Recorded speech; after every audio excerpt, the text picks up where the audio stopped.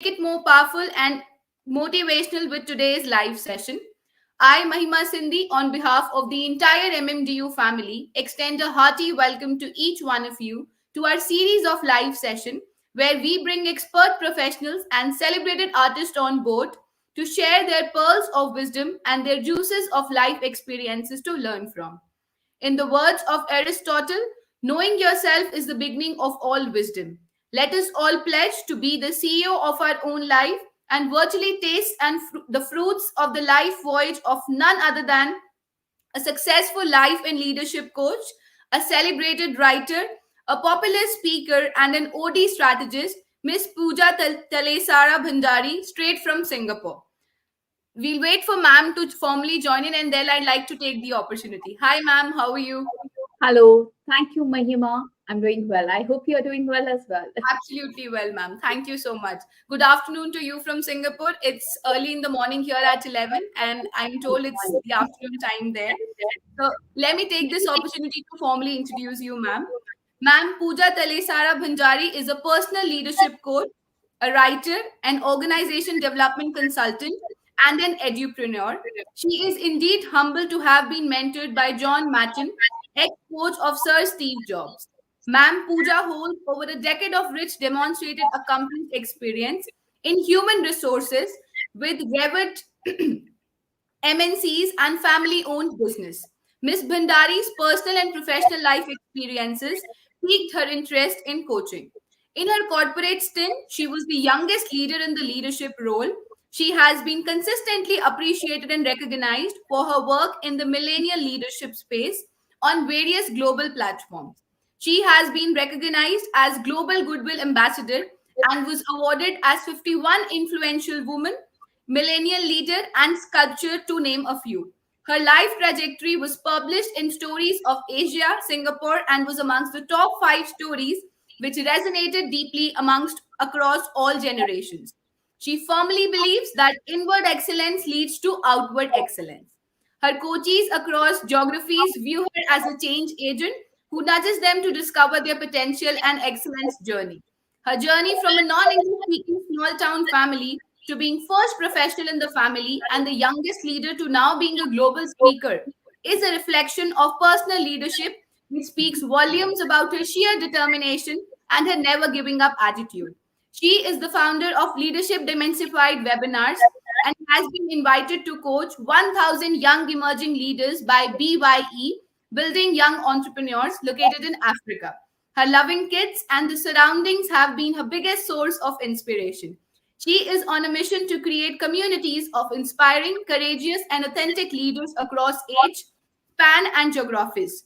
She lives her mission through her initiatives catering to corporate, entrepreneurs, educators, and Gen Z leaders.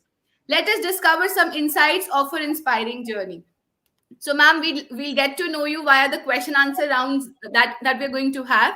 So let us. I'm very excited to know you more and more, and so are my audiences. So let's get started. Yeah, so thank you so much, Mahima, and your institute and the entire team who has been in connect with me, right from Jatinder, Mr. Jatinder, Pushank, and everyone behind. So thank you so much, and thank you for such much kind and warm words. Really Thank appreciate you it. so much, ma'am. Thank you so much, ma'am. So the first question that I have for you, ma'am, is what made you want to become an executive leadership coach? Were there any hurdles or roadblocks to this journey of success you've traveled so far? Wow, that's a really interesting question because whenever someone makes you traverse back in your journey and actually think about your why, that's really very thoughtful question. So Mahima, as you were, detailing my background, so my experience has been into human resources, and I have been the first professional in my family. Now consider the background, right? I have been the first professional in my family, so my negotiation skills or that influencing skills started right there. To get on to the MBA and then to get on to work. And while I was working, the design was such that, though I was not professionally wearing a coach hat, but I would mentor and coach the young generation leaders even then. So, what piqued my interest was my own trajectory, life trajectory. On a personal ground, I lost my dad at an early age. My mom is a cancer conqueror. And I was the youngest leader. Now, being the youngest leader, I mean, you may have the qualification, okay? But when you're sitting in a boardroom or when you are even going and presenting your ideas, many times you are looked down upon sheer because of your young age. And that's the time, my youngest peer, let's say in one of the leading FMCG, was 55-year-old gentleman. And I'm talking this back, 12, 13 years back. So, as I told you, that my own personal life journey is, piqued my interest because I realized that personal leadership is much, much, much beyond your designation. Most of the times, we attach leadership to the designation, isn't it, Mahima? And everyone who's watching us there. So, we think that to be a leader, we need to be on a particular designation, we need to have a particular team reporting me. But here, let me tell you, even before someone else reports you, you need to take charge of your life. And that's what I learned, that either you resign to the life, hey, whatever's going to happen, I'm going to be in that flow, or you take in charge. So this is something which propelled me, which fueled me to take on to my personal leadership journey. And with your permission, Mahima, I would like to share a very interesting incident. So what Please, please. happened was, I was invited on a podcast. People who listen to podcasts, I was on the show of Isha.live, and therein the podcast went on to be the highest viewers. And they were excited, and then we thought like we should do a few more series as well. It was received very well. So then I thought, like, only me coming and speaking every time, why not let's get the industry leaders? And that's where we got, I told them, let's get the industry leaders like Marshall Goldsmith, John Metton. And trust me, I didn't know anyone. I didn't Oh, know anyone. Okay, I just wrote a email to Marshall, and he was very kind enough to, even that's a interesting story for some time later, but he was kind enough to accept, and that's where we had John on the show. John happens to be John Metton. He happens to be ex-coach of Steve Jobs, is recognized globally as number one. And I told him, "Hey, John, I want to be mentored by you, but you coach people only with gray hair. I don't have that experience. I mean, though I have a rich experience into human resources." So John was kind enough, Mahima, and he coached me on a scholarship basis. oh, In fact, lovely. I'm the only youngest mentee who's been coached by him, who's been mentored by him on the scholarship basis. So that's what I wanted to say in a nutshell. It was universe guiding, and it was the incidents which propelled my interest. Lovely. I think that's lovely. And I think this in itself is an example that, like they say, age is just a number. You've actually proved that age is just a number. If you have the passion and the zeal to do something and achieve something, I mean, people like Sir John can also guide you and you can be mentored by them. And I think sky is the limit for people like you, definitely. That's just Absolutely.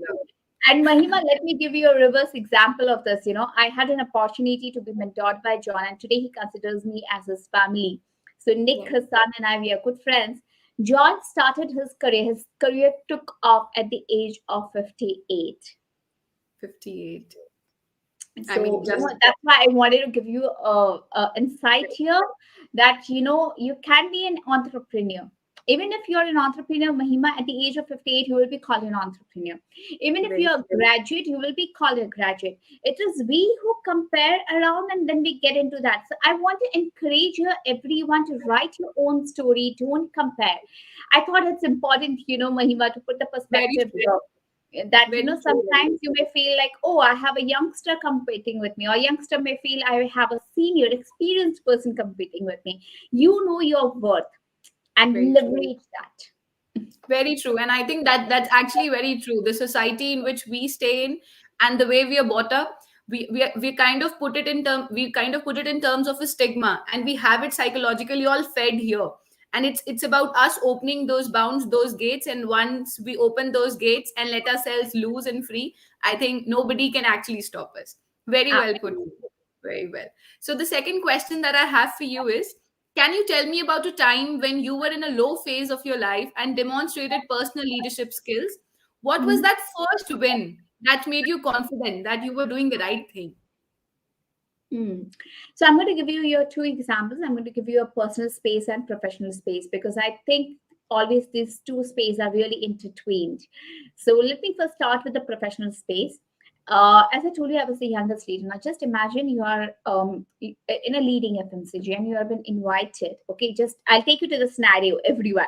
So just think it's you have been promoted, you have been given an assignment, and you enter. You have an expat boss to whom you have to report. Okay, the leading manager who's like obviously very senior. You are there, some around 26-year old, and you have been given an assignment that you need to fire the team member of yours. When you ask why, it's been decided by your procedure, so you have to just follow the instruction. And in the boardroom, when you say that, that was me that time, saying like, I don't agree. Oh. Okay. So everyone was around like that she's youngest promoting, so maybe it's got on her head and she thinks I and she can thinks relate with you. so my friends were like, are you nuts? You all have good wishes, right? A circle of friends. So they were like, Right. are you nuts that you want to burn your hand, man? What you have to do? You don't even know that person, just fire him. What do you have to do? And I was like, I don't feel right. I mean, why should I fire him? So, see, what is personal leadership? First, we all need to understand this. Then I'll intertwine the event. Personal leadership is when you're taking charge of your life, when you're Yeah. not going around with the emotion, but you are being assertive. You are using, there's an alignment between your thoughts, your beliefs, your process, and your action. That all is personal leadership, isn't it? Personal Yes. leadership is being the CEO of your life, in your own arena, and being the CIO as well, which is Chief Inspiration Officer. Because trust me, there would be many people who would pull you, even your best wishes, the friends, they would say, like, you're burning your hands, you will be like, thrown out. So the expat manager of mine, he looked at me and he was like, sorry, I didn't hear that, Mr. Lisera. And I was like, I think that I need to evaluate the situation. Uh, so he was like, so you're going to evaluate. That means you don't trust the decision. And Hmm. I have all the room of managers, like, 55 plus, all of them are looking like, Good to today's the know. last day of her, she's going to go. And he was like, well, I like your spirit Okay. because, I mean, and I You was the bold only enough to make the move, I was right? the only lady in the management team and the youngest. So you can see like what a beautiful combination, right? Right. I'm the Yes. only and the youngest lady. And he says, well, I like your confidence. So how much time do you need? I said, I need 15 days. He said, Okay. what are you going to do? So I said, the simple thing, KPI. So I'm going to give him KPI and I'm going to see actually how does he perform. Hmm. And after that, I'm going to even take the feedback from all the managers, because sometimes, what happened is the managers, they put across their shortcoming to the subordinates, and that's what had happened here in this particular case. And I'm so happy today that person, he is a leading manager in one of the company as well. So he managed to rise the ranks Yeah. in the organization. So sometimes it's important to make your point, to stand up. So this was a professional life example, Mahima, and in the personal life example, So there was an incident. I come from a hardcore business family, hardcore jewelry family. Okay, so zero knowledge about the business. I mean, zero knowledge about the profession. You can understand the business was like deeply enrooted. And when my dad passed away, and my mom, when she has a cancer conqueror, right? So many people would say like, oh, this shouldn't have happened, such a bad thing is happening, there's nothing good which is happening. So at that time, if you let the outer noise of the people become your inner voice, you're going Very to true. end. So, you know in nutshell, I want to say this, that if you become the CEO of your life, you would no longer see the grass greener on the other side. The grass would be greener on the side you're going to water consistently. Very true. I think very, very, very well put. And I've rarely heard somebody, change this statement. Everybody has that fed that the grass is always greener on the other side. But I think, like you said, it's about you watering your side. If you water it, if you nurture it from a little baby sapling to a tree, you will see your roots bloom like how. And then again, nobody can stop you. Very well put, ma'am. Absolutely Thank wonderful. I you. think everything that you talk and everything that you put, your words have the power to move mountains, I believe. And the way you put it, I think everything has a key learning out of it. Absolutely well, ma'am. Thank you so much, Mahima. Moving to the next question, how can one monitor the performance of people one has to lead, including self leadership? I mean, people around face a lot of challenges. They don't know how to lead the team, or probably they are put into that situation, but then they kind of get into self doubts. So, how can one tackle such kind of situations? Hmm. So now tell me, Mahima, from where does the self-doubt starts on? So let's say as a child, I mean, I know, I have today two children as well. As a child, Mahima, or even you would have seen people, children when they start walking in, they do fall, right? Yes. But do they say like, hey, tomorrow onwards I'm not going to walk because everyone is laughing at me or I would have fallen so many times. I'm sure they don't say that. They If they don't. would have said that, we wouldn't have learned walking, right? But just imagine when we graduate to the school and to the colleges and we miss a grade or we don't do well. That's the time we are reminded continuously, hey, I told you last time, you didn't listen to me. Now see how the grades are coming. Or that's the time we get on to the comparison. Just imagine in a garden, there is a sunflower and there's a rose. Both are going to blossom. They won't have their own, blossoming time. If the Yes. sunflower blossoms, the rose is not going to say, I'm not going to blossom because sunflower blossom.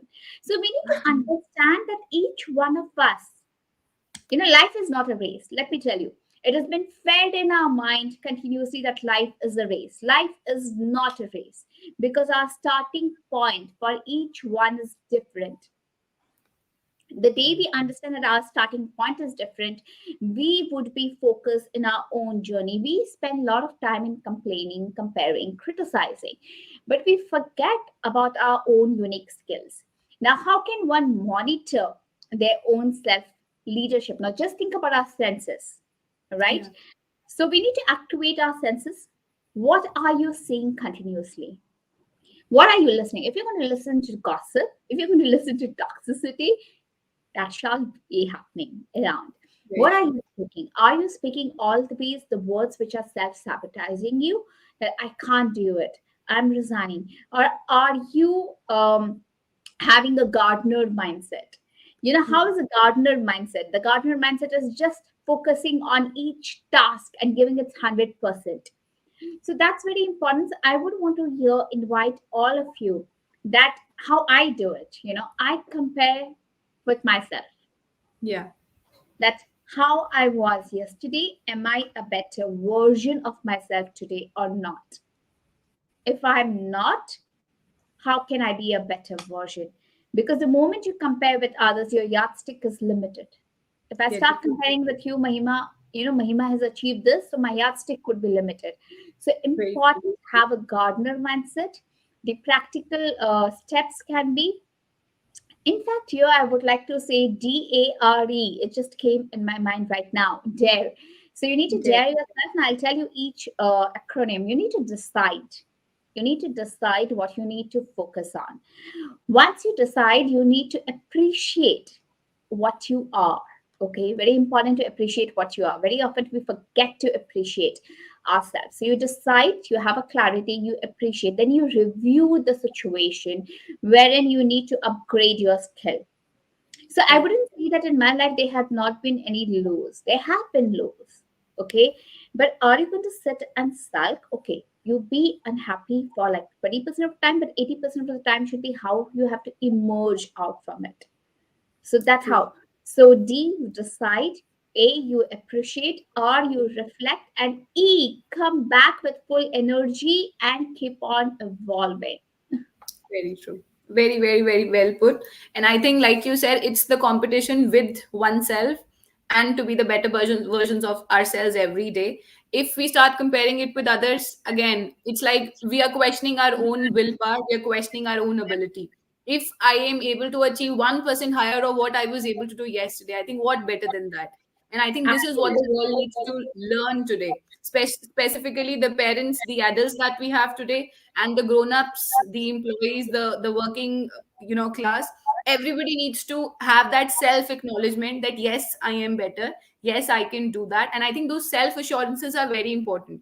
I think we keep looking out for motivation around our environment. Instead, it should come from within. The day it comes from within, I think we don't need anybody to motivate us, and we can do as much as we want to do. Very well put. Absolutely, Naima. So that's why I said we do not be only CEO of our life, but we need to be even Correct. CIO of our life. We need to Correct. even be chief inspiring officer of our life. And Very well. by my virtue of having an experience into human resources in the senior leadership role as well, I have always seen that whenever I would hire, there would be few people who didn't come from best of the institutes. In Hmm. terms of ranking, I'm saying, okay, but they would really make big, Yeah. and there would be few who would start up at a senior position because of their institute virtue, but they would stick there. Yeah. So it's Exactly. all about your mindset, Mahima. It's all about the personal leadership. And, in fact, I felt it so important. And that's why we even started a certification on personal leadership for the young management institutes and all across, so that it helps them to understand and take charge of their life. Yeah, very true. And I think if you can be the sailor of your own ship. You are very sure that your ship is not going right, left, and it's not going to sink, and you can take it to places as much as you want. So it's Absolutely. like being the driver of your own life. Very rightly put, ma'am. The next question that I have for you is, how can one overcome the challenges of delegation of responsibilities and trust in the team support? Because I think for people like you and I, once we start the perfectionist style, wherein we know that everything has to be to the T, I think it becomes very, very difficult to trust people, delegate your responsibility. And then I've seen people, they do delegate, but then they keep their nose inside. They want to know what is happening. Is it happening my way or no? So how to develop that team trust, and that it is okay to delegate your tasks, and it is okay to expand the responsibilities. How to tackle that? So you have to think from different mindset how the people operate. Now, one mindset is wherein I need to keep the information closely guarded because I'm insecure as a manager. I'm not sure, if my reportee knows everything, would take it to a disadvantage, and I would be at a disadvantage. So they would not, because for any project to be successful, what is really needed is communication, Yeah. transparency in the goal, and there has to be an vulnerability wherein a cross ideation is possible. So that is one set. The second set is like, I would not hire the people who have enough skill set, because I don't want to lose my importance. Yeah. Okay, so you would always have a skill set gap, so wherein you would find it difficult to delegate. And the third would be like, wherein I want to delegate, but at the same time I want to be knowing about everything what's happening. So the entire thing comes in from your own insecurity. If one is secured enough, and if one is on a thing that I want to create more leaders, it would just happen very seamlessly, Mahima. So Yeah. what happens is, people around, they don't want to create more leaders. They are into creating more followers. So when I was doing an a keynote, so one of them, they asked me, like, if everyone becomes a leader, who would follow? So now tell me, Mahima, if you go in a shop, if there's a market, right, a mall, um, right, I've heard about Chandigarh Sector 17 a lot. So let me put Yeah. there. So if there's Sector 17, so there are few shops wherein they are sell up, at the same time when they go to other shop, they become buyer, Yeah. right? Very true. So the leader and the followers, if one removes from the mindset, and they operate with the mindset that I want to create more leaders, everything would change, because everything comes in from your belief system. It gets onto your feel, it gets onto your mindset. So this is one at the internal level. Now at the practical level, how can you be more comfortable? Is start giving small tasks, Yeah. small non-crucial tasks, and then see the performance, and then have your team your team plotted in, like who is the person who has potential, who is the person who is just the performer, who is the person who has a potential and performer. And then whenever the task comes in, based on the past experience, you can allocate the task accordingly. So just don't rush into it, and Yeah. give a periodic review of feedback. Sometimes we are just too scared to actually state the truth, Hmm. and we are too scared to take the responsibility as well. But we need to realize that as a leader, you are ought to create more leaders. Yeah, very true. I think very well put. It's about being flexible in your own position and not just putting a barricade wherein just because you're in that position, nobody else is open. You're not open to ideas, or nobody else can have a better opinion as compared to you. It's about the flexibility in terms of the position, the responsibility, and of course in the head. And I think with that, the collaboration bit, we all know it's the era of collaboration, and it can lead to literally multiple synergies and effects for sure. Very well put, ma'am. Absolutely. Mahima, I would like to highlight. So there is one of the organization wherein I was doing a personal coaching work with them. I can't reveal the organization name, but again, a leading manufacturing company. So the security guard of that organization went on to become the factory manager. Oh, Okay, it's a lovely. leading manufacturing company. Now, why that happened? Because the leader himself saw the potential in that person, and he started grooming the person. And there are times when there are highly potential people, but then they don't get the space, and then the attrition increases. And then they turn out to be a toxic leader. So we don't get this toxicity pass on your own. So bring your own true authentic self. Very well put, ma'am. And I think that is important. It's about creating new leaders. And who wouldn't want that if in my place there's somebody who can better, hold the organization? It's about switching roles, and it's about co-shared responsibility, and it's about the interdependency that we have today in everything that we do. So I think it is very, very important. So coming to the next question that I have, how can one handle disagreements with coworkers? I think this is something conflict and conflict management. It's all there in theory, but I think when it comes to the practicability, people like on very, I mean, junior levels can also have the tendency to solve it, and sometimes people on a very senior level also get confused and then they mess the situation like how, and it's all a tangled bit that we get out of it. So how can one resolve that? So why do we have disagreement is because again there's a high emotions, there's conflicting goals, Right. and then the ego comes in. So when the ego comes in, we either move in the paradigm of either we are victim, or Yeah. we think ourselves to be villain or persecutor. So we all move in this three time zones.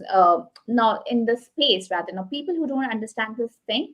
So victim is one who would, let me give you an example. Victim would be like, I can't do anything. The boss always comes on screaming what to do. The boss is maybe partial on me. So we'll always keep on crying, the victim.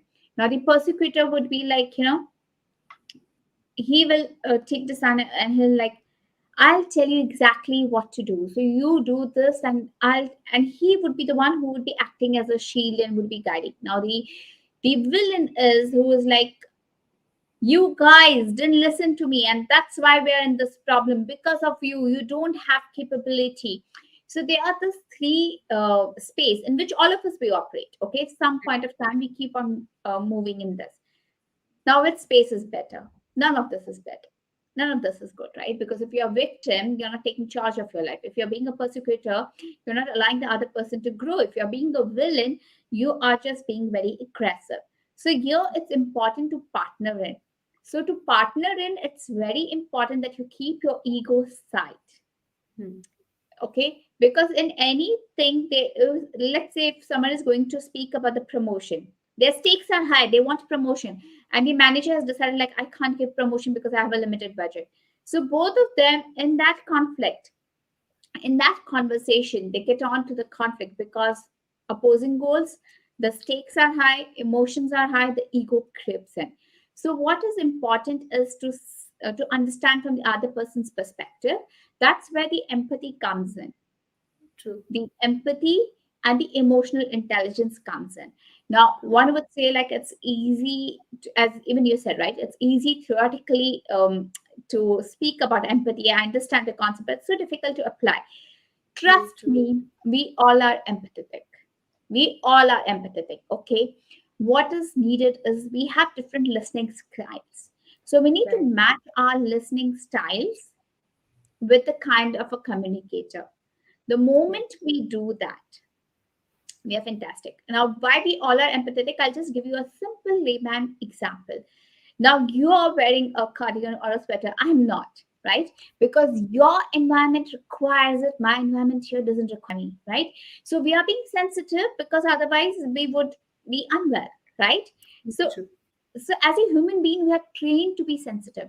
I'm sure if someone is going on a beach, wouldn't go on a full leather jacket and boots and everything. They wouldn't, right? And Right. similarly, someone is going on snow would not go on a beach wear. So we are sensitive. It is, do we want to exercise? Very true. Is Very that true. question. So, the moment, and that again comes to the same question, what I was answering earlier. If we are secured, if we are sorted in our life, if the self awareness is there, then you can relate to the other person. Exactly. And like you said, it's about your choice whether you want to do that or no. It's a simple thing like you offering me a cup of ice cream, let's say.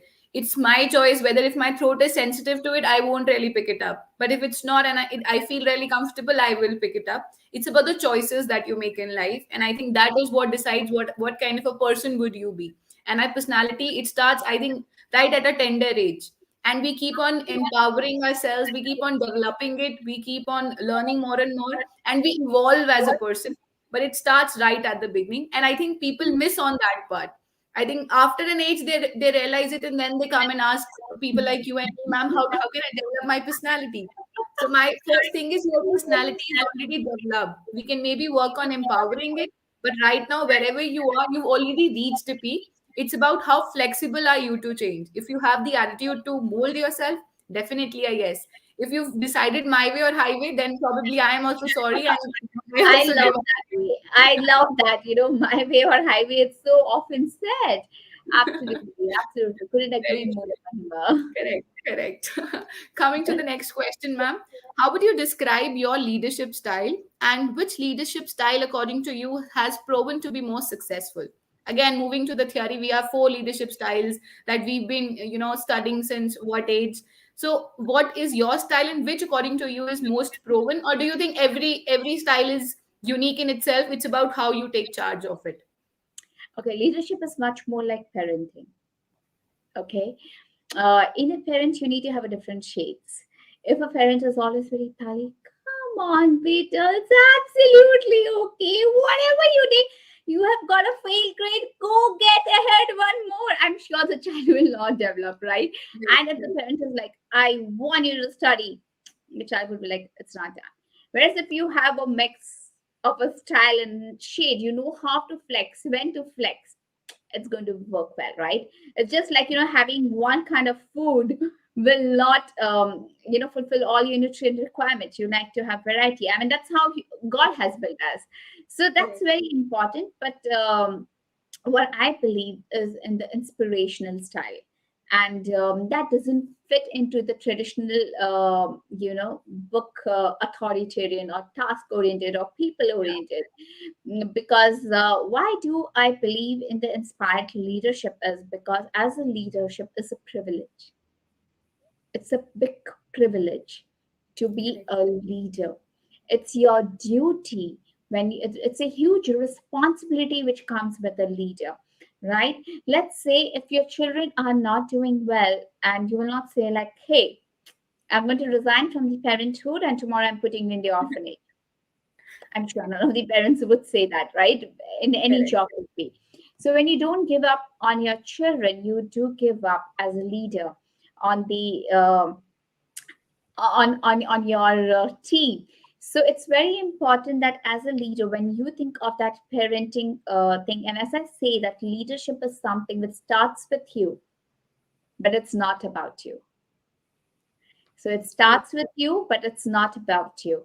So my style is an inspirational style, wherein I believe in inspiring the people.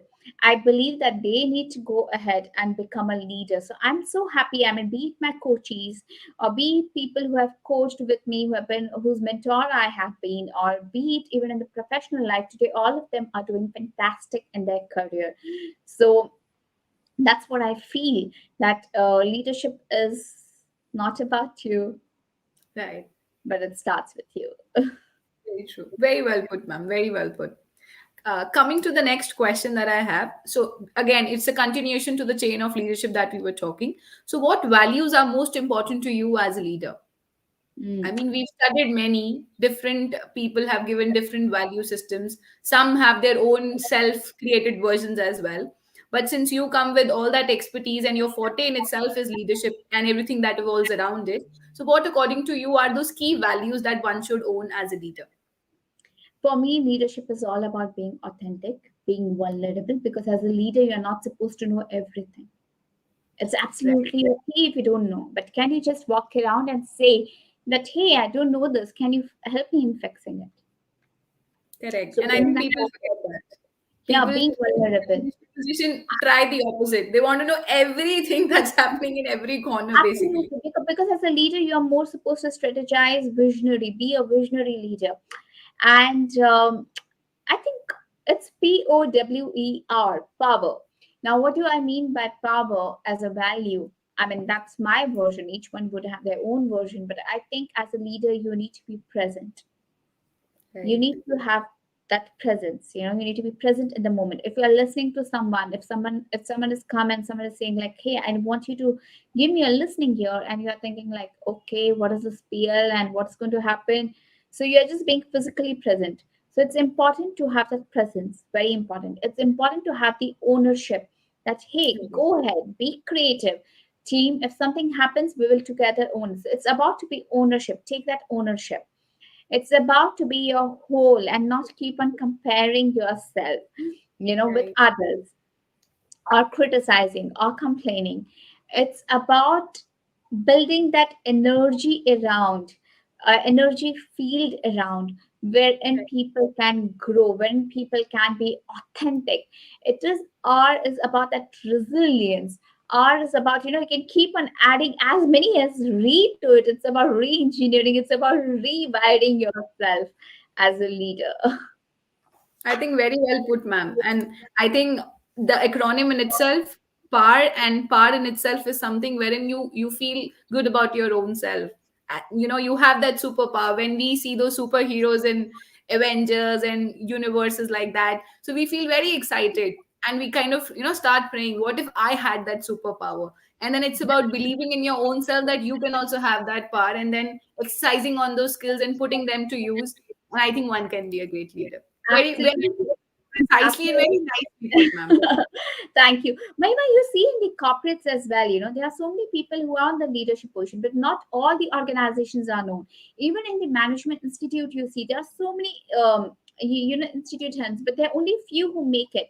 That's Yes, where if they are authentic, correct. Very when true. they are authentic, when they are vulnerable, when they are present in the moment, that's what really matters. I mean, Correct. my coach, my mentors, who mentored Steve Jobs, he would tell me like Steve Jobs came across as a very hard, very task oriented person. But when John went to mentor him, he had all his ears like, Yeah. okay, I want to improve. Tell me, how can I be a better person? That too, when he was going through a pancreatic cancer. Hmm. Even that time, he had that zeal. So I that's what. think yes, it's very important. I mean, believing in your own self and owning that power as an acronym and power in general, I think one can be a great leader for sure. And anybody can be a great leader. It's Absolutely. about putting things to use and making a mark. If you can make a mark, I think people will value you for who you are. It's not just about being associated to a particular organization or being at a certain age wherein you can prove yourself. Even little people, we have young entrepreneurs budding like how, and then they are creating history. So yes, it's about the self belief one can hold for sure. Again, continuing with the same leadership thing that we've been talking about, because everything, the talk in itself is revolving around being the CEO of your own life. So, Mhm. ma'am, may I know who is your leadership role model and why? I mean, you would also have one. People look up to you, I'm sure. People look up to you like crazy, but then I'm sure you also have somebody whom you look up to, your guru. So my leadership role model, I mean, there are obviously quite a few, but the first one starts with my mom because I love the way she took the. She is the one who inspired me to make the series of actually be the CEO of life, of your life, because she's the one who focused on inward excellence to outward excellence. Now this lady, just not even a graduate, okay, who wouldn't have sat on my dad's business, not knowing, because if the jewelry business is so minute and so fine, right? My brother was 10 years younger to me, but when my dad passed away, the way she took in charge of the things was mind blowing. Because I had zero interest in business, so I mean, I wouldn't know anything because I was completely on my different life purpose. Right. Yeah, so she is the one who inspired me that as a leader, you really need not be educated, ma. Okay, what you need to have is the wisdom. Very You need true. to think big and you need to think differently. Then another lady, Bridget Hyacinth. So if you look at on Bridget Hyacinth, she has around 2M followers, and I was very, very fortunate and privileged that when she came into Singapore, I was amongst those 5 people who have been invited to meet her. And in fact, she made a beautiful comment that when she sees at me, she feels like, a lot about her life as well. And why I like Bridget is because Bridget has had a very humble beginning, very, very humble beginning. But the way she comes, the way she connects, the leadership is all about connecting. It's about Yeah. thinking differently. It's about connecting. And then when I look at John, okay, he was started on his journey late. Okay, he had his own personal life struggle, but today he is consecutively recognized as a global leadership coach. He is number one, and I'm so humbled, to be mentored, and we do so much of work together. So he is on a mission now to create more leaders, to create that authentic group. So these are the people, who have inspired me, people, who think big, who think differently, who are present in the moment, who are humble, who connect authentically, and who once they achieve their purpose, they are on the mission to spread the fire, the enlightenment around. Correct. Very well put, ma'am. And I think absolutely well. And it's about having those role models, being inspired by them, not basically imitating them, but then creating your own version, maybe very, quite like, but then creating your own version, having that trademark which talks about you as a brand. And I think that is very, very beautiful. And that can never be defeated by anybody. It's like we said in the earlier part of the session, it's about competition with oneself, and you can groom and glow like how, for sure. So Absolutely. talking about the following question that I have, we, we've been talking about self belief, we've been talking about trusting your own way that you take. The road not taken is the road most beautiful, like they say. But then how to basically handle criticism, because not everybody is a well wisher. It's not a cakewalk for sure. Not everybody would meet you around and tell you you're doing a great job. There'll be people who'll pass comments maybe below the belt, which can hit you, which can tell you to just stop what you're doing, which can probably bring such a low phase in your life wherein you think of giving up on yourself. It's about, again, the motivation. If you have that hold, if you have that stance, maybe you will continue. But then there are people who give up as well. So how to handle criticism, basically? So people who would give up are usually Mahima who feed themselves from external. Right. Okay. So first you need to understand for anything it's very important for us, Mahima, to understand the root cause. From where is it coming from? And then only, as John would say, and I would often tease him, you know, uh, that prescription before diagnosis is malpractice. So that's what we follow. And I would often tease him, whenever we would do a coaching assignment, I would tell him, like, John, prescription before diagnosis, and he's going to tease me back. So yeah. So coming to the point, like let's diagnose it. From where is it coming in? Okay.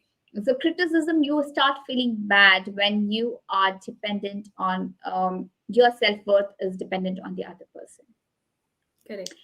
So when you, it's like that. I want to sit on a driver's seat in the car, but I don't want to have the car key, right? Correct. So it's very important that you have the car key if you want to sit in the driver's seat.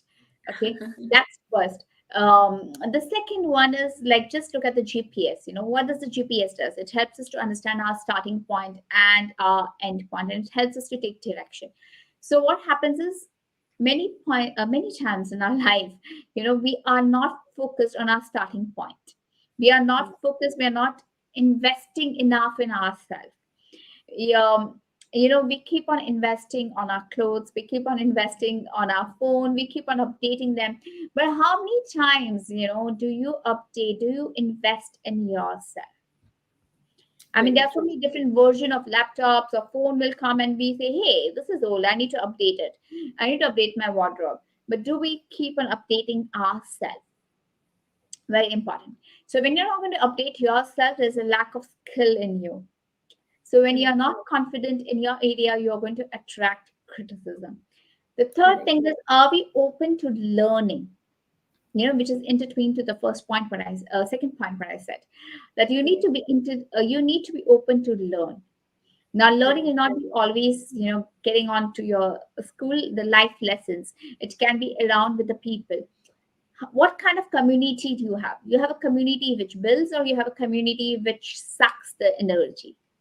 Correct. So, do you have a learners in the builders community, or do you have a community which is sucking the energy? So, this is one what you have to be aware of.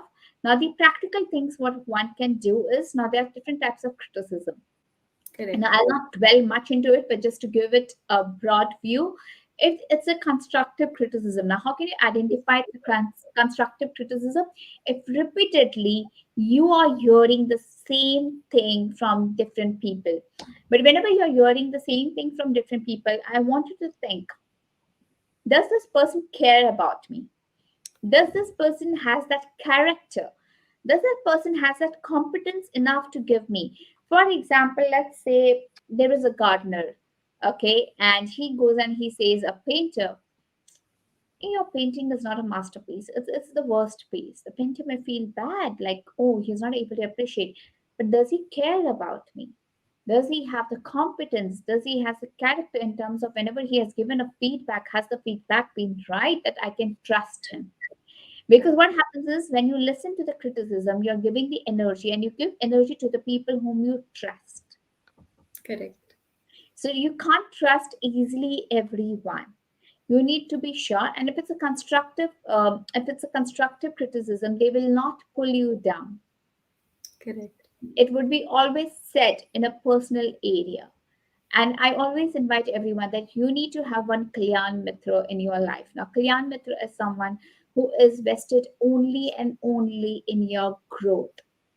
Now, Correct. this Kalyan Mitra can be anyone. Mahima, we have board of directors for the company, but do we have board of directors for our life? True. Is the question I want to ask everyone. We feel like, hey, I've already invested so much in my education, but you want returns. You want to be successful in your life, but I don't want to invest in my personal growth. There are three levels of growth. There's a there's a basic education which happens, then there's an Right. execution which happens, and there's a personal growth which happens.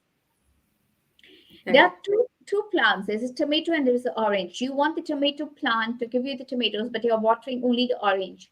But the tomato plant wouldn't come, right?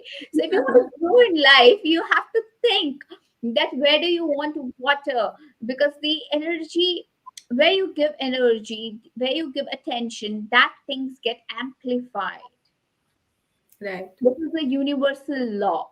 So very important that first get on those three C's and think that, should I really take this person seriously? If it's coming repeatedly, then try to look at it, invest in yourself so that the skill gap is less, because it's very important. Every version of your life will need different and better version of yourself, because that's the mantra for success today. People, you know, who have made big are the people who actually invest in themselves. Correct. It's very important. You need to invest in yourself. Very, very important. If you invest in yourself, you're secure. And at the same time, don't be blind to Yeah. the criticism. Very important. There's something called as a critic, and there's something called as a criticizer. Right. Yeah, knowing the difference is very, very important. Very true, very, very well put. And of course, like you mentioned, I mean, I could just relate. I had that situations and that, vision going simultaneously when you were mentioning whatever you were, that you want to be the tomato but you're watering the orange, and then you're complaining like how. So it's very easy to complain. It's very easy to blame the situation. It's very easy to blame the environment. It's very easy to blame the people involved in it. But do you self doubt and question your own self? Did you make that equivalent an effort? Was it at par to what you were expecting? Probably a no. And the gap exists there. And we are trying, moving all around, beating around the bush, figuring out where did it actually go wrong? Who is the one to blame? It's easy to blame, other people. It's easy to play that blame game. But do we figure out that gap that is existing here only? Was I equally putting Absolutely. on the effort? And like you Absolutely. said, do not be blind to it. There are people who are Absolutely. not always there to guide you through. It's about you. How positively can you take that constructive feedback, churn out something that's actually going to help you, implement it, and show them that yes, you can be a better person, rather than getting demotivated and just leaving it to fate and destiny. Probably work it out and prove and make a mark. Very well put, ma'am. Very Absolutely. nicely. And in fact, there's a three-step process to it, Hema, that whenever someone is criticizing, you listen to it. Okay. First thing is, don't get emotional about it. Right. Okay. Don't get emotional about it. And if at all you're getting an emotional about it, just write it immediately on a piece of paper. Is this what I'm thinking, or this is what I'm feeling? Because Yeah. often, when this person is saying something like, "Hey, your painting was not good," is he saying that you are not good as a person, or is he just saying that art piece is not good?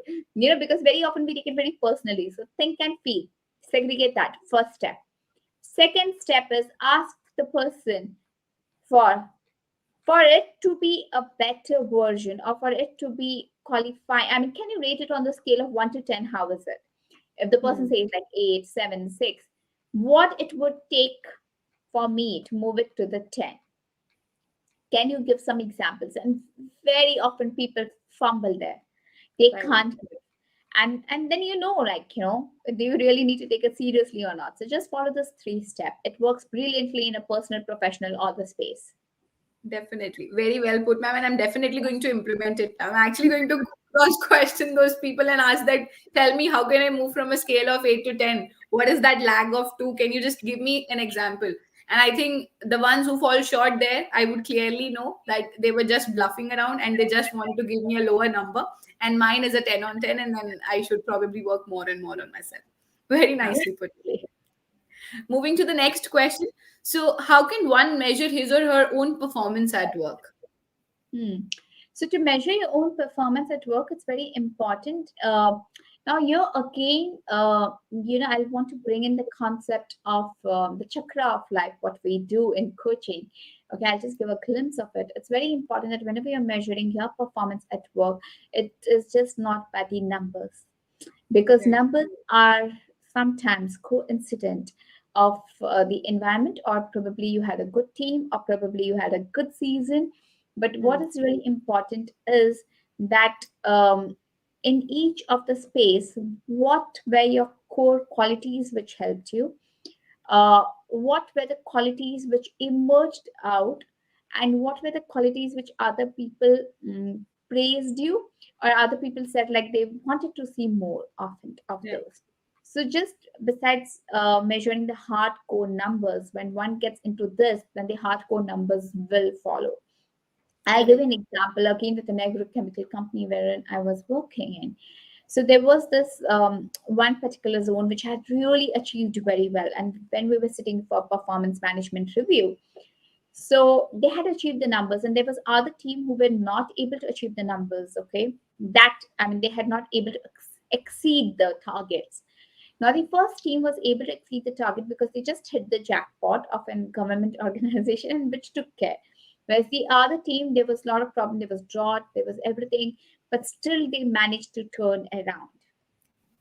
So in my case, if I would review the performance of the second team was better, right? Right. So there's something called the hardcore numbers, but if you are aiming at your development, if your goal is to be a better version in your life, the designations and everything will follow. It's very important that if you are paying 40% of importance on the number, at least 60% you need to pay importance on the. Correct, correct. Very nicely put, ma'am. So, I mean, while you were mentioning in your introduction as well, and when I was reading about you, so since you hold the first-hand experience working with the industry leads and the CEOs, so what exactly do they look for when they announce vacancies and performance, vacancies and new hires and recruitments that happen? What is that specific skills that they look for? I mean, we do read the job description, we do read the JR, we do imagine that probably this is what is going to be when one is going to sit for interviews. And when I take up people in my sessions, when they come and ask me, ma'am, this is my first time giving an interview, what do you think exactly would they look for, what is it that they're going to ask me? So they already create a cloud in their head, and probably some of them are very, very scared that what if they ask me a question like that and I do not know an answer to. And then I tell them they're not going to ask you about rocks and mountains and skies and stars. They're going to ask you about you. But then what is it that the CEOs today look for in people? So the trend has been changing because the CEO has been now much more evolved. You need to understand, the kind of questions they ask would actually depend on who is the person who's holding that position. So if it is Correct. a startup, it's going to definitely look at if it's a startup or if it's a 10-year-old company or a 15-year-old company, they would definitely look in for an entrepreneur rather. Right. They would look in more for someone agile. They would look someone who is more able to fit into the various role because they are low on budget, or they have just started on, so they want a person who is very not fussy, easily fit in, more of enterprising. But if you're going in an organization which is much more established, then they look in someone who has that process methodology but can still shake the things in, can still infuse that fresh energy. So you need to see that whenever there's an organization coming in, you need to see what is the theme of the organization. The Right. leaders who have been at the helm, what has been their position, what has been their background, in what phase the organization has been. Is the organization been a leading, a startup or in a maturity, or is diversifying? Then you would actually imagine what happens is actually we go on to the interview and we feel like it's a planning, organizing, time management, but besides that they are actually matching Right. your with their organization stage. Correct. And I think if you are able to do, I mean, if you are able to stand on the graft of that skills matching that happens for the organization, that what the organization is looking for, and what all is it that you have to offer. And if there is a great match, I think one is a well fit, and one has to, very well synchronize one's individual goals with the organization goals. People usually mess up around there just because they are very determined to achieve their goals. They forget that they're going in an organization, and with that only can they achieve their own goals. So I think if there is a match there, if there is a synchronization there, one can be a great fit. Very well put. I would like to give my personal example, Mahima. Okay, since I'm an MBA grad and I've been a rank holder as well. So, Mahima, how would happen for my? I've had an opportunity to do a summer internship. In fact, the assignments and projects with Johnson and Johnson. So we had Mr. Vikas Shirudkar, okay, who was then the Asia Pacific head, and today he's my very good friend. So he was delivering a speech, and I happened to question him, and that's where he said, "You are invited for an internship in my organization." So it's very important that sometimes we hold our views, Right. very important to express.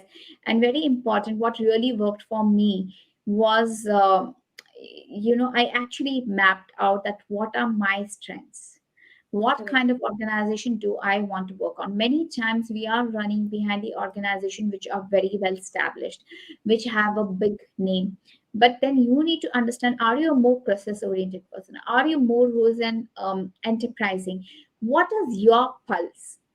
So you need to Correct. spend some time understanding your pulse, and then there need to be a match. And trust me, the job opportunities will be done. Like in our final campus placement, okay, there was only one person the organization had come to interview, but they took two hires, and one of the hire was me, the second hire, because they felt that they couldn't leave it behind. So they said, like, we will have an extra budget approval from the organization, and they took me as an hire, a leading agrochemical company. So it's very important to actually match Right. what is yours, because many times we try to intertwine, oh, this organization needs this, I want to get in, so my answers are twined this way. But trust me, it's your authenticity which is going to really take you far. So invest some time in self-awareness, very important. Correct. Very important. And once one is delved deep into the ocean of self discovery, I think everything is going to fit in up very well. You will know what you want, and then what the other person is offering. Your answers are anyway going to be relatable. And then there is a match that is going to happen, and it will be a win win situation for sure. Very nice. Absolutely. So, moving to the next question, to what extent do you agree that self management is an assured mantra to one's success? I mean, time management is, I think, just a gone off concept now. Time management does happen, it is important, not neglecting the sheer fact. But at the same time, I think over time management, it's self management today. So, to what extent do you agree? So I feel I would like to say that self awareness is the key to everything, because everything starts with self awareness. If you're self aware, you can manage your emotions better. Once you know yourself, then you can actually exhibit the social intelligence. You can master your relationship intelligence. Then you can be able to communicate to connect better. So everything starts with self awareness. It's so important. Here, let me give you a small story. I'll present to you two small stories here just to drive home this particular point. And so, Mahima, there was this monk and there was this famous businessman. Okay. So this famous businessman, he had some problem in his eye. His eye would continuously pain. And then, taking liberty to use Pushank's name here. So then you had Pushank who said, like, hey, I've heard about some famous monk there, and Mahima has as well. So why don't you go there? So this businessman said, okay, fine, I trust Mahima and Pushank because they come across very authentic. Let me go there. So he went there, and the monk said something. He was about to say monk something. Monk gave him a cup of coffee. I mean, a cup, and he was pouring. And when he was pouring the tea, tea overfilled. And this businessman was like, why the hell I listen to this to Mahima and Pushang? This monk can't even see. He can't even hear me what the advice he's going to give me. So the monk said, my dear son, your cup is already full. So you need to empty yourself to hear and to understand me. He says, but coming to your point, um, from now onwards, whatever you see green in color. He said, okay, let me try this. So he said he went, he ordered his stuff. Everything, whatever I see today, should be green in color. So everything was painted green. Now this monk was very kind like me. So he was like, okay, let me go and visit this businessman. Okay, the businessman was one of the pass out from him. Let me see how is he doing. So he went there, and this people, they actually poured the monk in the complete green color. And the monk was kind, and monk was like, why did you do so? So he was like, because there's this monk who advised like everything you have to see green in color. And this gentleman came running, and he said, the monk removed the green color, the glasses which were green lens, and he said, my dear son, you went on to try to change everything around you, which was so expensive, which cost you so much. It all starts and begins with you. So just put a green color glass and you will see the perspective to be changed. Lovely. I think absolutely wonderful. So nice. In a very simpler way, you drive home a point which is, I think, a life lesson. So it's about, it begins with you. I mean, if you have a change of perspective, if you have a change of vision, if you have a change of how you envision yourself and envision your environment, I think everything can change. Instead of changing 50 things around you in the environment, change your own self. And if you can change your own self, you can be your own boss. Very well put, ma'am. So, a very relatable question from here only. I mean, there are people who kind of struggle with, you know, the biggest question that comes up with, that is the reason for their own being. How to discover that? People really question. I mean, And I've seen people from different age groups question. There are sometimes those littlos, those toddlers, they come up and ask their parents, Mama, but why have we come to this life? What is the meaning of life? Or why have we come to earth? And then there are people at a certain age, they realize, but then what is my purpose on this planet earth? Why have I come in this chakra of life and death and all of that? So how can one, answer that question? So the that's a very deep and intense question, Mahima. So how I discovered purpose of my life is, what are you gifted with? Your talents. Okay, what does the planet Earth need? And obviously, you need to make money as well, because at the end, we all need to pay our bills. Okay, it's so important because we are existing in an ecosystem wherein the money is the currency. So it's important. So you need to see that what are your skills, what gives you happiness, what does the world need, and can you get paid for it? Once ikigai. So once you have all this together, your head, heart, and hand, I say. So when you have all this three together, your head is the clarity, your heart is where you want to be, and your hand is wherein you are actually going to do it. So when you have all these three in sync, that's where the purpose comes. Now, what is the purpose? Is anything wherein you get the energy from. Right. So, in a simple language, anything which gives you energy is the purpose.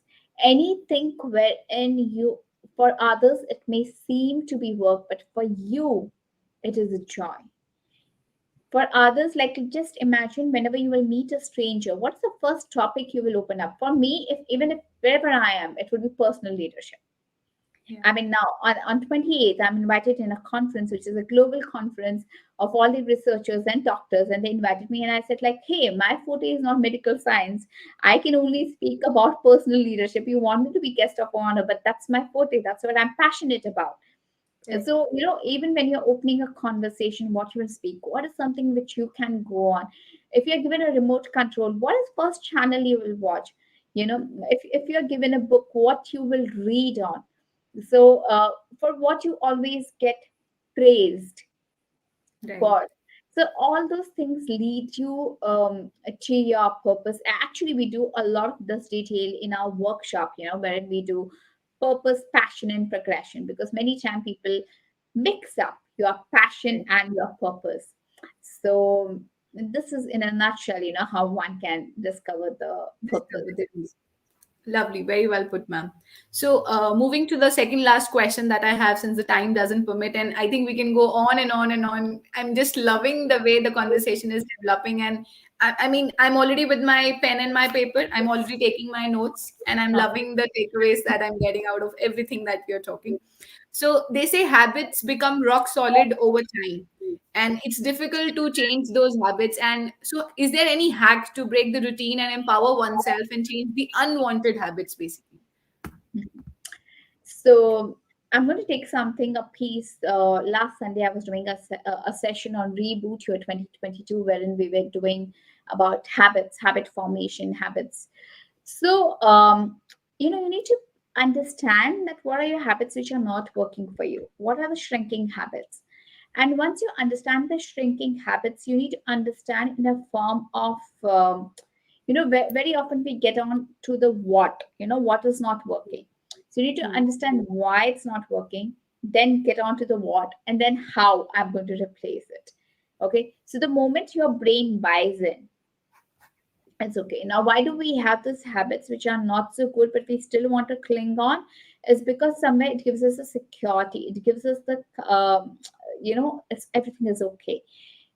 Just imagine, a conversation between a grandfather and a young child. Okay, now how is the tendency of a young toddler would want to go and explore here and there? If you tell the toddler don't go there, would want to go more, right? That's how his grandfather, hey, don't go there, you will fall sick. Hey, don't go there, you may fall. Is always protecting, is always right. So now the same thing is there in our brain, okay? In the ancient time, it worked because when the lions would come or when there would be any threat, they would say, hey, go. But now, as we have evolved, so has our brain. But what has happened is that's where the self awareness and all those things come in. So, whenever the alarm is ringing, they say, no, sleep, sleep, sleep. You're so tired. Just snooze off the alarm and go to sleep. You need some rest. Yeah. so we rest on, because this is that grandfather talking, okay, that hey, you are tired, you sleep. Okay. So now you need to silent it. So it's very important that you fool your brain. Now, why Correct. I'm talking in a simple language is because I feel, I can use terminology, but I feel it's always when you understand it with a fun, is the learning happening at the deepest level and the Right. transformation happens. So now you need to fool your brain. How can you fool in your brain? Is start everything in 10 minutes of progression. If you aim at waking up at 7 o'clock, don't actually head start at 7. Start, today I'm going to wake up at 6:50. If you want to wake up early at 6 o'clock, then start at like today I'm going to wake up at 6:50, then 10 minutes, 10 minutes, 10 minutes. It's a gradual change. Just like how Right. do you feed the toddler? You don't feed them straight away pizza when they're like 3 months old, right? Because there's some, yeah. So similarly, start that way. And anytime you want to introduce a new habit, always introduce it with a habit which you actually love doing. For example, if you want to start reading newspaper and you absolutely look forward to the morning chai or tea, so when you're drinking your tea, ensure that your newspaper is there around. Very often, there was an interesting question, I was asking in the conference, that is, are habits hereditary, or are they genetic, hereditary, or are they something which are not hereditary? So there was this one gentleman who said, like, I have got this habit of gaming and watching. That's because my father used to do it, and and now my child says that, it's in our DNA, mother. It's our habit, so you can't do anything about it. So I told them, like, habit is not actually in our DNA. You will be surprised. It's only the addiction, which Correct. is which we get as a hereditary. Our behaviors are more hereditary. So why? What happens is, we are actually surrounded by our people, and we keep on seeing them, and our brain says, like, hey, this is the usual pattern. Why do you want to actually change it? So you need to pull True. your brain, pair it with someone which is a good habit. Then ask, why do you want to do? Very important. Very true. Very I true. think very Very nicely put. That it's not hereditary. It's not something. It does develop over time because you've been doing it over and over. So it becomes a part of your routine, and practice makes a man perfect. So you're practicing it over and over, and that's how you become a perfect person there. Although an unwanted one, but that's how you kind of become rock solid over there. But it can change. It's about the attitude again. It definitely can change. So moving towards the last question, ma'am. So why do most goals fail? And do you believe in having a fixed blueprint for life, or do you vouch for being flexible and go with the flow and do what the life offers? So how would you mention So your the views? goals fail because we don't frame our goals. Right. We make it like, it's a situational, it's a temporary. It's not something which is coming from within. It is not coming after your self-awareness. If you have invested your time in self-awareness, your goals would not fail. If you're convinced about something, it's not going to fail. Okay. I mean, imagine, like, if you're watching a serial and it's like really, because I believe there are many students as well watching this. So I'm going to Yeah. give you an example of their context. That let's imagine you're watching your favorite serial, or you're playing a PUBG, and or you're watching that shark thing, and your mom or dad, yeah, anyone calls you up, you will actually not listen to it because you're so engrossed into it. So the attention is not a problem. We all have attention, we all have focus. So what's the problem? The problem or the challenge what we face is, are we convinced that we need it? Correct. Are we consistent? Do we have clarity? So it's 3C. You need to have clarity. You need to be consistent at that, and you need to be conscious about it. That why do you need it to change?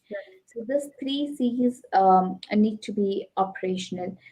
And now, once you are operational, once you have understood the goals, if not, and once you need to have different types of goals, like I always say, you need to have a larger picture of your goal, and then you need to divide it into quarter, which is actually coming all together, so that you can actually see. Another thing is that, how are you placing your goals?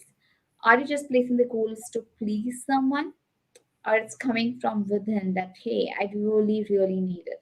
Now, having the blueprint of life, I think largely we all need to be clear. Just imagine, the other day I was reading to my children a story, and there was this horse is there, and horse doesn't know where the writer is sitting, and the writer says, someone asked him like, where you're going? He says, I don't know. The horse is taking me wherever where I'm going.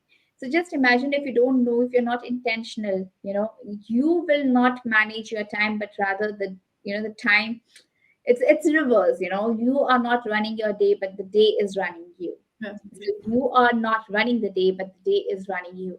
You are getting consumed, but you are not creating. So it is Correct. very important to have a major blueprint, but at the same time, do not be fixated about it. Correct. Do So not be fixated about it. That it's important to have plan B as well in life. It's correct. very important. In fact, the Facebook CEO, then, in fact, Cheryl, she spoke so beautifully. They have the entire thing Adam Grant, and they have a beautiful thing on option B. It's so important to have option B in your life, because many times, if A doesn't work, we get so fixated, we get so upset about it, but the life doesn't end there. The life doesn't end there. you know And um if the life would have been always about the first thing, first option, then there wouldn't have been many other things, which are there on this planet Earth. Everything would happen like ending at the first, right? If there are correct. so many alphabets, if there's 1 to 100, there's A to Z, then who stops you from trying C, D, E? Go ahead and try it, but just be very convinced about it, because the universe has just not created one kind of flower. The universe has created various kind of plants, various kind of people, various geography, various continent. So the universe believes in Right. the multiple things. So it's important, be focused, get your energy, have clarity, have the larger purpose, but try to align. Very well put, ma'am. And like you said, it's having a mix and an amalgamation of both. Have a blueprint, have a plan A, but then just because plan A that did not really work for you, do not just give up on everything. Have a plan B, have a plan C, D, E, and probably just do not give up. The mantra is to not give up and keep trying, and success will come your way for sure. So Absolutely, absolutely, Mahima. Every exit is an entry somewhere. very So true. A to Z, ascending and descending, both of them are important, and that's why they both are taught. Very true, very true. And I think very, very beautifully put, ma'am. So I must admit that your life journey and your successful achievements in career speaks volumes about your work. We've all had plenty of takeaways and actionables to take home. Wishing you huge success, love, and luck your way, ma'am. Thank you so, so much for joining in today. It was an absolute pleasure. Thank you Thank so, so you. much. My pleasure. Looking forward, ma'am. Thank you. Absolutely.